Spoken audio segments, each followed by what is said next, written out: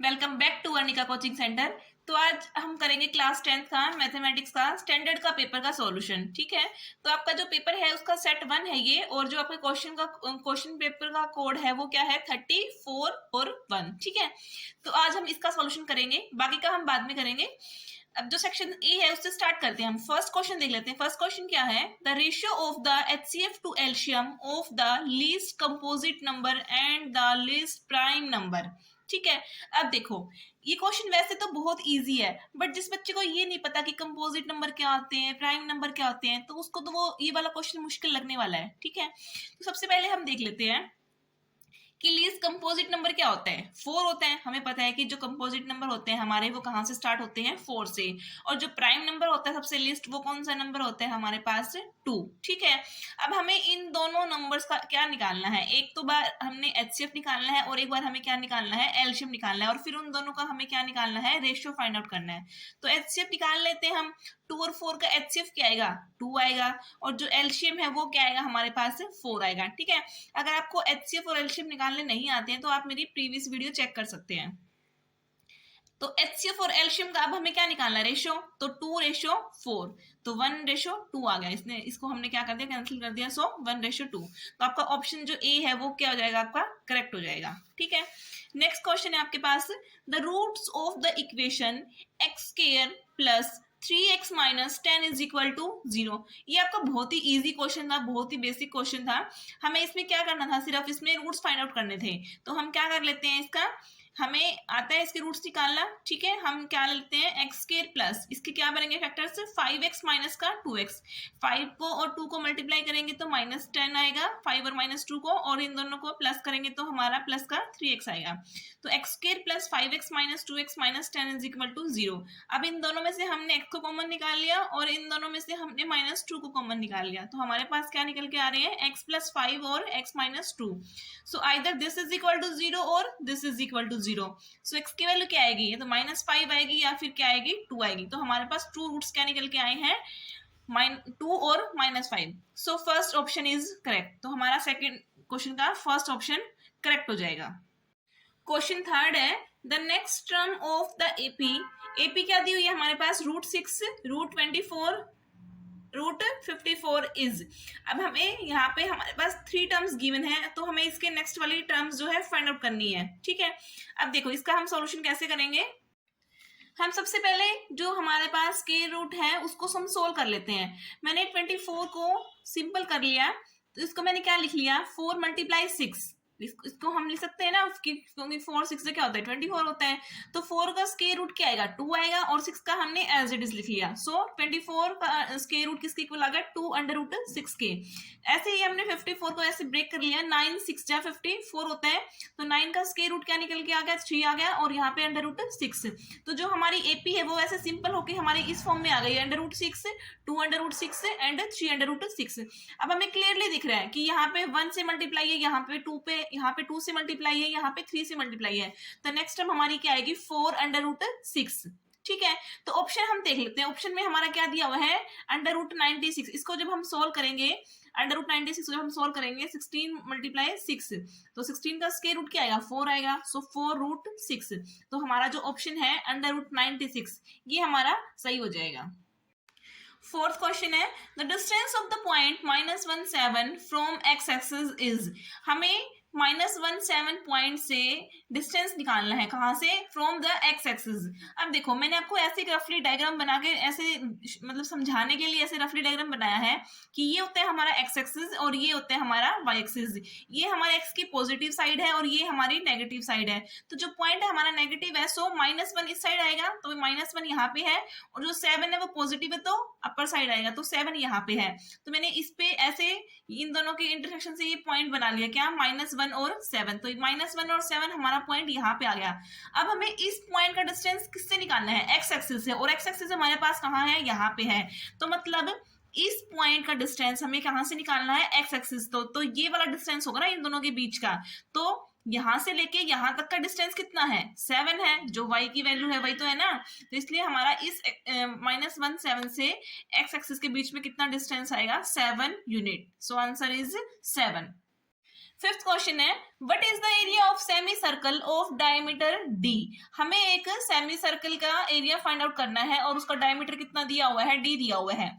अब देखो diameter D है तो हम रेडियस निकाल लेंगे, रेडियस कितनी आ जाएगी, उसकी हाफ होती है डायमीटर की, सो d/2 आ जाएगी। अब हमें पता है कि एरिया कितना होता है सेमी सर्कल का, πr² 2 होता है ना, तो πr²2 है तो यहाँ पे हम r की वैल्यू पुट कर देते हैं। r की वैल्यू कितनी है, d/2, तो π/2 मल्टीप्लाई में d की, इसमें r की वैल्यू क्या आएगी, d/2 उसका होल स्क्वायर। सोल्व कर लेते हैं हम इसको, π/2 multiply d²/4 is equal to πd²/8। तो इसका मतलब हमारा एरिया कितना निकल के आ गया, πd²/8। तो हमारा जो सी ऑप्शन है वो हमारा करेक्ट हो जाएगा। ठीक है, अब नेक्स्ट है हमारा 6th question, the empirical relation between the mode, median and mean of the distribution is. इस क्वेश्चन में कुछ भी नहीं है, इसमें सिर्फ आपको सिंपल एक फॉर्मूला लर्न करना था और आपका ये क्वेश्चन बन जाता।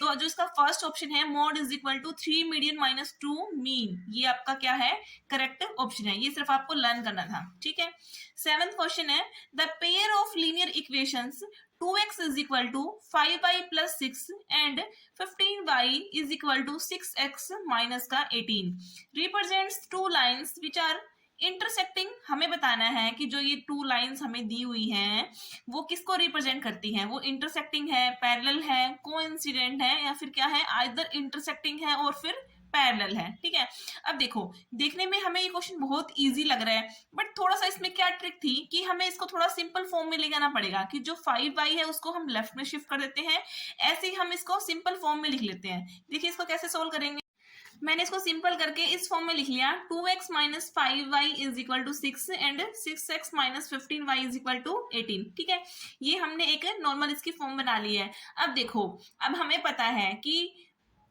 अगर a1/b1 is equal to a1/a2 is equal to b1/b2 is equal to c1/c2, अगर वो तीनों हमारे जो रेशियो है इक्वल आ जाते हैं तो फिर हमारा क्या बन जाता है, कोइंसिडेंट का केस बन जाता है। हम देख रहे हैं कि 2/6 माइनस 5/-15 एंड 6/18 तीनों किसके इक्वल आ रहे हैं, 1/3, तो ये तीनों हमारे पास क्या है, इक्वल है। तो यहाँ से हमारा क्या केस बन जाएगी, कोइंसिडेंट का। सो इसका जो कोइंसिडेंट वाला ऑप्शन है वो हमारा करेक्ट हो जाएगा। ठीक है, नेक्स्ट है हमारे पास 8th question, if alpha beta are zeros of polynomial x²-1 then the value of alpha plus beta is. अब देखो क्या है, हमारे पास एक पॉलिनोमियल गिवन है, ठीक है, और अल्फा बीटा क्या है, इस पॉलिनोमियल की जीरोस हैं, तो हमें इन जीरोस का सम फाइंड आउट करना है। ठीक है, हमें पता है कि कोई भी पॉलिनोमियल कैसे बनती है, x² माइनस बीच में क्या होते हैं, सम ऑफ जीरोस, जो हमारी जीरोस होती है उसका हम सम लेते हैं और उसको x से मल्टीप्लाई करते हैं, और प्लस में क्या होता है, उन दोनों जीरोस की प्रोडक्ट होती है। ठीक है, तो मैंने इसको जनरल फॉर्म में लिखा हुआ समझाने के लिए आपको।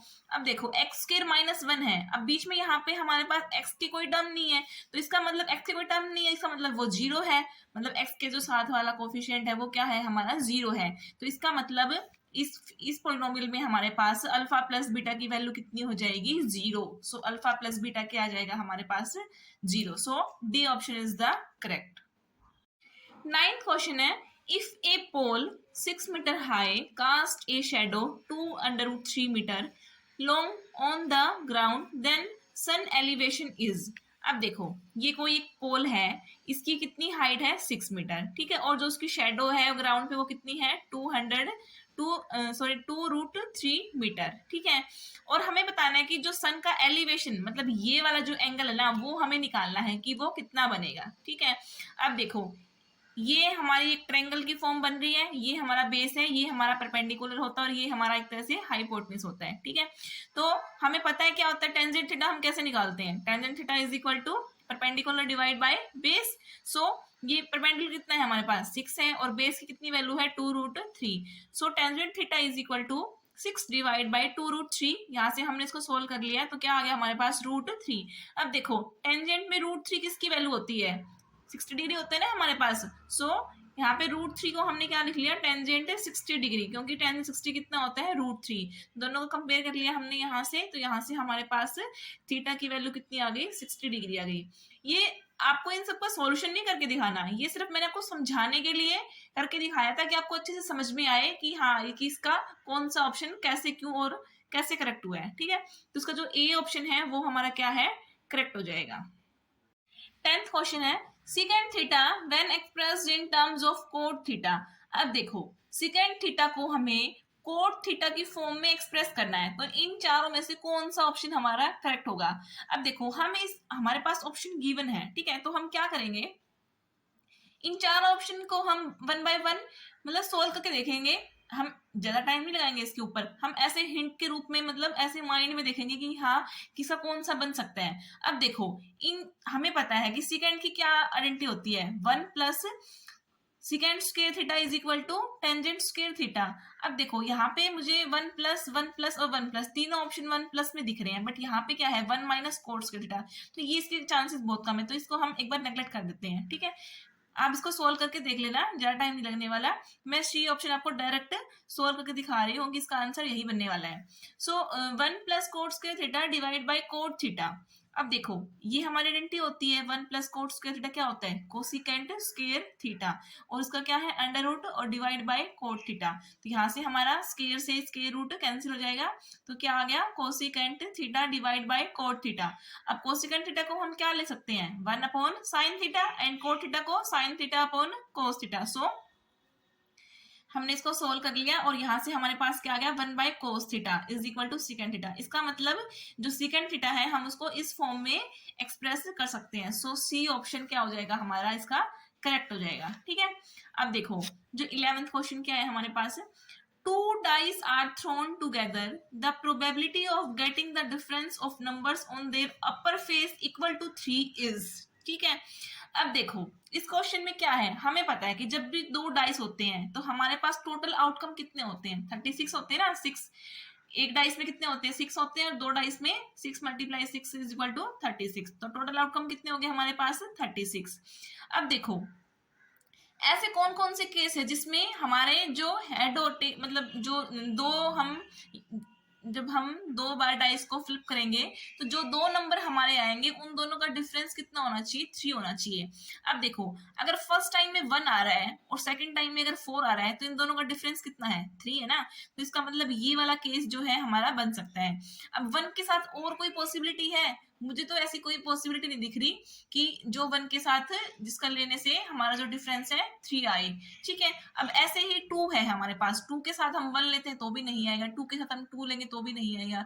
ऐसे मतलब आप ऐसे चेक करके देखना कि हाँ 2 के साथ क्या नंबर लेने से हमारा जो डिफरेंस है दोनों नंबर का 3 आ रहा है, तो 2 के साथ क्या आएगा हमारे पास 5, क्योंकि 5 माइनस 2 क्या होता है 3। ऐसे ही 3 के साथ क्या आएगा हमारे पास 6 माइनस 3 इज इक्वल टू 3। अब 3 केस हमारे पास ये बन गए हैं, तो इसके रिवर्स भी तो बन सकते हैं ना, क्योंकि अगर फर्स्ट नंबर पे 1 आ रहा है और सेकंड पे 4 आ रहा है तो हो सकता है कि फर्स्ट नंबर पे क्या आ जाए 4 आ जाए और सेकंड नंबर पे क्या आ जाए 1 आ जाए, इन दोनों का डिफरेंस भी तो क्या है 3 है ना, तो ऐसे ही इन तीनों के मतलब रिवर्स भी हो जाएंगे। सो यहाँ पे हमारे पास टोटल 6 केस बन के आ रहे हैं कि 6 केसेस में क्या है हमारा जो हमारे अपर फेस का जो डिफरेंस है वो क्या आएगा हमारा 3 आएगा। सो हमारे पास यहाँ पे पॉसिबल आउटकम कितने हो गए 6 हो गए, तो probability of getting the difference 3, तो क्या आएगा हमारे पास, ऊपर क्या होता है हमारे पास पॉसिबल आउटकम और नीचे डिनोमिनेटर में क्या होता है total outcome. So 6/36 is equal to 1/6, ठीक है। तो इसका कौन सा ऑप्शन करेक्ट हो जाएगा, C option is the correct.